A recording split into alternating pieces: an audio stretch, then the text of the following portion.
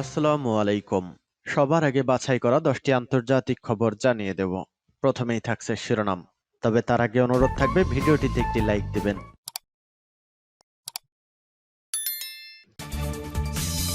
পুরোদমে ইসরায়েল ফিলিস্তিনি যুদ্ধ চলছে, জানিয়ে দিব হাতে থাকা গুরুত্বপূর্ণ আপডেট আন্তর্জাতিক সংবাদ। প্রথমে সংবাদ শিরোনাম। এবার সহযোগিতা থেকে বিরত ছিল ব্রিটেন, ইয়েমেনে ফের মার্কিন হামলা, এবার রাডারকে টার্গেট। এরপর জানিয়ে দিব ইরানের সঙ্গে ছায়াযুদ্ধে জড়ায়নি বলছেন বাইডেন।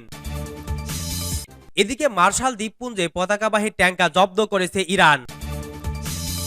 আরো জানিয়ে দিব ইসরায়েলের প্রতি পশ্চাতের অন্ধ সমর্থনে পরিণতি সম্পর্কে গার্ডিয়ানে মন্তব্য ও হুঁশিয়ারি।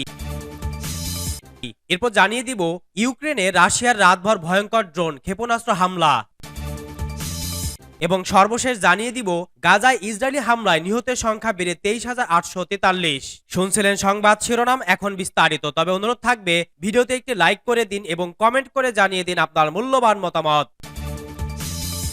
এবার সহযোগিতা থেকে বিরত ছিল ব্রিটেন, ইয়েমেনে ফের মার্কিন হামলা, এবার রাডারকে টার্গেট। ইয়েমেনের হুতি আন্দোলন সমর্থিত সেনা অবস্থানে আজ শনিবার ভোররাতে আবার হামলা চালিয়েছে মার্কিন বাহিনী। শুক্রবার ভোররাতে ইঙ্গো মার্কিন বাহিনী ইয়েমেনে প্রায় 30টি অবস্থানে বিমান হামলা চালানোর 24 ঘন্টার মাথায় আবার আগ্রাসন চালালো মার্কিন সন্ত্রাসী সেনারা। দুজন মার্কিন সেনা কর্মকর্তা পরিচয় গোপন করে বার্তা সংস্থা এপিকে বলেছেন, ইয়েমেনের হুতি নিয়ন্ত্রিত একটি স্থানে আজকের হামলাটি চালানো হয়েছে। প্রথম রাতের হামলায় 28টি স্থানে 60টিরও বেশি লক্ষ্যবস্তুতে আঘাত হানা হলেও দ্বিতীয় রাতের হামলায় শুধুমাত্র একটি রাডার অবস্থানে হামলা চালানো হয়েছে।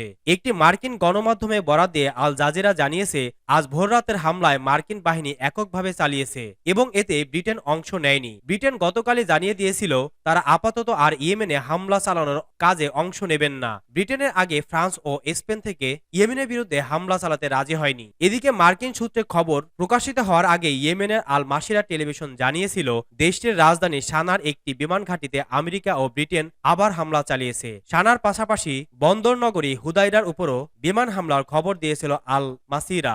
এদিকে ইয়েমেনের রাজধানী সানা থেকে আল জাজিরার সংবাদদাতা জানিয়েছেন, রাজধানী সানায় বড় ধরনের একাধিক বিস্ফোরণের শব্দ শোনা গেছে। হুতি যোদ্ধাদের সামাজিক মাধ্যমগুলো জানিয়েছে আমেরিকা ও ব্রিটেন আবার সানায় বিমান হামলা চালিয়েছে। শুক্রবার ভোররাতের ইঙ্গো মার্কিন হামলার পর হুতি যোদ্ধারা হুমকি দিয়ে বলেছিলেন, এ ধরনের হামলা চালিয়ে তাদেরকে গাজাবাসী ফিলিস্তিনিদের প্রতি সংহতি জানানোর কাজে কেউ বাধা দিতে পারবে না। তারা শুক্রবার প্রত্যয় ব্যক্ত করে বলেছিলেন, লোহিত সাগর ও বাব আল মান্দাব প্রণালীতে ইসরায়েলি মালিকানাধীন ও ইসরায়েলগামী জাহাজগুলোতে হামলা চলতে থাকবে। হুতি নেতারা বলছেন, যতদিন গাজা উপত্যকায় ইহুদিবাদী ইসরায়েলের পাশবিক গণহত্যা অব্যাহত থাকবে ততদিন ইসরায়েলের সঙ্গে সংশ্লিষ্ট জাহাজগুলোতে হামলাও বন্ধ হবে না।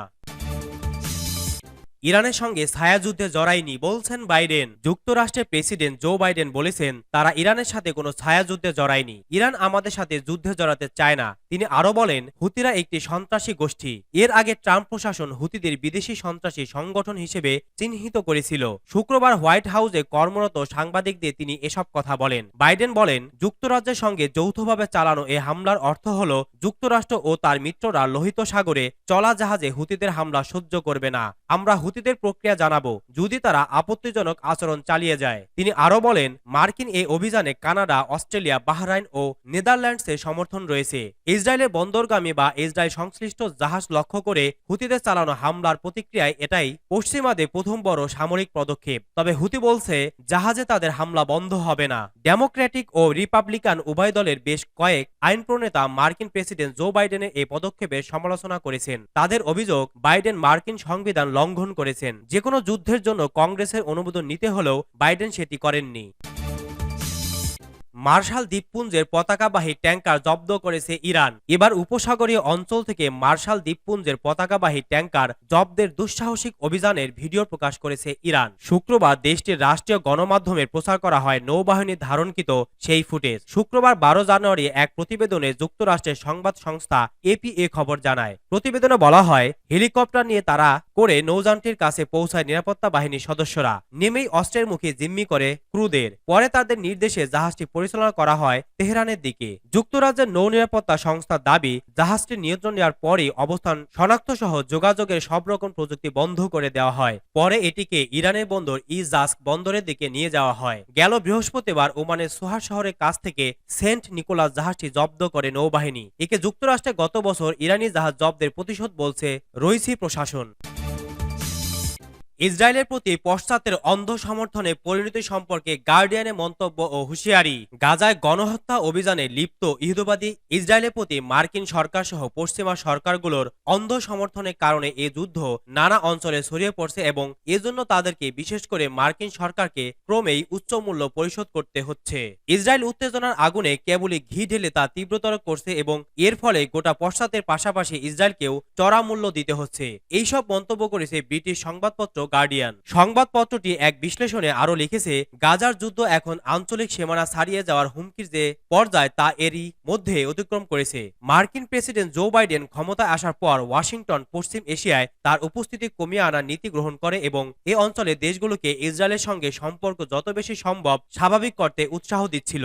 কিন্তু মাত্র কয়েক সপ্তাহের ব্যবধানে বেশিরভাগ আরব সরকার গাজার যুদ্ধের সঙ্গে জড়িয়ে পড়েছে। মার্কিন সরকার ও ইসরায়েলের মিত্ররা এ অঞ্চলে সংঘাতের বিস্তার ঠেকাতে সক্ষম হয়নি। আর এসব কিছুর জন্যই দায়ী হলো গুরুত্বপূর্ণ শরিক হিসেবে ইসরায়েলকে অন্ধভাবে সমর্থন দেওয়ার মার্কিন নীতি। এই অন্ধত্ব এতটা প্রকট হয়েছে যে তা পুনর্বিবেচনারও সুযোগ রাখেনি মার্কিন সরকার। ফলে এই নীতির মাসুল তথা ক্ষয়ক্ষতি ক্রমেই বাড়ছে। ওই সংবাদপত্র আরো লিখেছে, পশ্চিম এশিয়ায় যুদ্ধ ছড়িয়ে পড়ার হুমকি এখন বাস্তবে ঘটতে যাচ্ছে বা নিকট ভবিষ্যতে ঘটবে তা নয়। এ হুমকি এখনই কার্যকর হওয়া শুরু হয়ে গেছে। ইসরায়েল ও হামাসের যুদ্ধ এখন লেবানন, ইয়েমেন, ইরান ও লোহিত সাগর এবং অন্যান্য অঞ্চলের দিকেও ছড়িয়ে পড়ছে। বেশ কয়েক সপ্তাহ ধরে ইসরায়েল ও লেবাননের হিজবুল্লাহ পরস্পরের ওপর হামলা চালিয়ে আসছে। গার্ডিয়ান লিখেছে, লোহিত সাগরকে নিরাপদ করা সম্ভব না হলে গোটা বিশ্বে বাণিজ্যের নানা ব্যয় ও বিমার খরচ বেড়ে যাবে ও পণ্যের বিশ্ববাজারে দেখা দেবে যোগানের সংকট, যা ইউক্রেন যুদ্ধের কারণে আগেই কিছুটা নাজুক অবস্থায় উপনীত হয়েছে। ইউক্রেনে রাশিয়ার রাতভর ভয়ঙ্কর ড্রোন ক্ষেপণাস্ত্র হামলা। গত বছরের শেষ দিক থেকে ইউক্রেনে হামলায় জোর দিয়েছে রাশিয়া। দেশটি শুক্রবার রাত থেকে শনিবার ভোরে পর্যন্ত ভয়ঙ্কর ড্রোন ক্ষেপণাস্ত্র দিয়ে হামলা চালিয়েছে, যার বেশিরভাগ ভূপাতিত করতে পারেনি ইউক্রেন। শনিবার 13 জানুয়ারি বার্তা সংস্থা রয়টার্সের এক প্রতিবেদনে এ তথ্য জানানো হয়েছে। ইউক্রেনের বিমান বাহিনী জানিয়েছে, রাশিয়া শনিবার ভোরে 40টি ড্রোন ক্ষেপণাস্ত্র হামলা চালিয়েছে। এর মধ্যে 37টি ক্ষেপণাস্ত্র ও 3টি ড্রোন রয়েছে। রাশিয়া চালানো এ হামলার মধ্যে 8টি ক্ষেপণাস্ত্র ভূপাতিত করতে পেরেছে তারা, যা স্বাভাবিক সময়ের চেয়ে অনেক কম। চলতি সপ্তাহের শুরুতে বিমান বাহিনী মুখপাত্র জানান, তারা ক্ষেপণাস্ত্র বিধ্বংসী প্রতিরক্ষা ব্যবস্থায় সংকটে ভুগছেন, তবে তাদের হঠাৎ করে সংকটের কারণ তাৎক্ষণিকভাবে স্পষ্ট হওয়া যায়নি। বিমান বাহিনী জানিয়েছে, রাতভর চালানো এই হামলার বেশিরভাগ অতি দ্রুতগামী ব্যালিস্টিক ক্ষেপণাস্ত্র। এগুলো বিপাতিত করা এতটা সহজ নয়। বিবৃতিতে বলা হয়েছে, রাশিয়ার হামলা করা এসব অস্ত্রের মধ্যে 20টির বেশি হয় লক্ষ্যে পৌঁছতে পারেনি অথবা ভূপাতিত করা হয়েছে। ইলেকট্রিক ব্যবস্থার সক্রিয়তার কারণে এগুলো লক্ষ্যে পৌঁছতে ব্যর্থ হয়েছে, তবে বিষয়টি নিয়ে বিস্তারিত কোনো তথ্য জানানো হয়নি। স্থানীয় কর্মকর্তারা জানান, 5টি অঞ্চলে রাশিয়ার ছোড়া ক্ষেপণাস্ত্র ভূপাতিত করা হয়েছে। দেশটির দক্ষিণ পূর্ব অঞ্চলের দিনই পরতেও হামলা চালানো হয়েছে বলে জানিয়েছেন স্থানীয় গভর্নর, তবে বিষয়টির বিস্তারিত কিছু জানাননি। গাজায় ইসরায়েলি হামলায় নিহতের সংখ্যা বেড়ে 23,843। ফিলিস্তিনি প্রতিরোধ আন্দোলন হামাস পরিচালিত গাজা স্বাস্থ্য মন্ত্রণালয় শনিবার জানিয়েছে, সেখানে ইসরায়েলি অব্যাহত হামলায় 99তম দিনে নিহত ফিলিস্তিনি সংখ্যা বেড়ে 23,843 জনে দাঁড়িয়েছে। মন্ত্রণালয়টি আরও জানিয়েছে, গত 7 অক্টোবর ইসরায়েল ও ফিলিস্তিনের মধ্যে যুদ্ধ ছড়িয়ে পড়ার পর থেকে এ পর্যন্ত গাজা উপত্যকায় মোট 60,317 জন আহত হয়েছে। তারা আরও জানায়, গাজায় ইসরায়েলি হামলায় বহু ঘরবাড়ি ধ্বংসস্তূপে পরিণত হয়েছে। এসব ধ্বংসস্তূপের মধ্যে এখনো হাজার হাজার মানুষ আটকা পড়া অবস্থায় রয়েছে।